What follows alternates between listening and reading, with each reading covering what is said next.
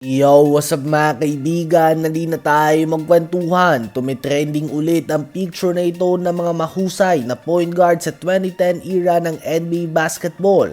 Ito nga'y kinabibilangan nila 12-time All-Star, 5-time assist leader and 6-time steals leader Chris Paul, former league MVP, 9-time All-Star, 2-time scoring champion and assist champion, ang triple-double king Russell Westbrook, ang 4-time NBA champion, 2-time league MVP, only unanimous MVP winner sa history ng NBA at all-time 3-pointers made leader Stephen Curry, ang multi-time All-Star, former number 1 pick and one if not the fastest player sa history ng NBA John Wall, at ang youngest MVP ever sa kasaysayan ng liga, former number 1 pick, high flyer and fan favorite Derrick Rose.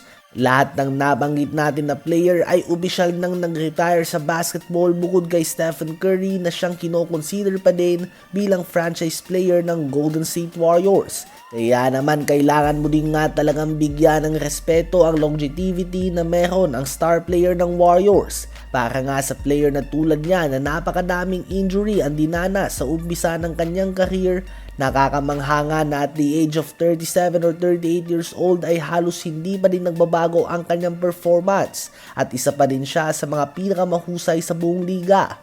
Habang mga kasamahan niya ay nag-retire na o kaya naman nalaos na, malaking kudos nga sa kanyang work ethic, patuloy na pag-ensayo kahit na wala na siyang kailangan na patunayan pa, at ang matinding pag-aalaga sa kanyang katawan dahil hindi nga biro na mapanatili ang ganitong pag-alaga sa kanyang katawan lalo na't napakatinding conditioning ang kailangan para sa kanyang style of play na walang katapusan ang off-ball movement. Ano ba masasabi nyo tungkol dito?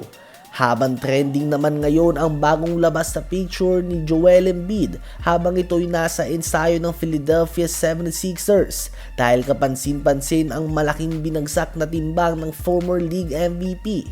Matapos ang magkakasunod na injury sa kanyang tuhod ay kailangan nga ni Embiid na maging maingat sa kanyang galaw. At makakatulong din nga ang pagbagsak ng timbang sa pag-iwas sa injury sa tuhod dahil nababawasan ang presyo nito o ang bigat na sinasalo ng tuhod tuwing tumatakbo o tumatalon siya.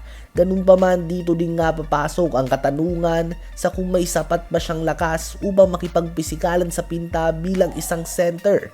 Ganun pa man ay malaking kudos nga kay Embiid sa pagpapakondisyon ng husto ngayon na talagang nakikita niya na may lehitimo silang tsansa na maglaro para sa championship sa addition ng 4-time league MVP LeBron James and former finals MVP winner Jaylen Brown at pag-develop din ng mga young stars Tyrese Maxey at VJ Edgecombe. Ano ba masasabi nyo tungkol dito?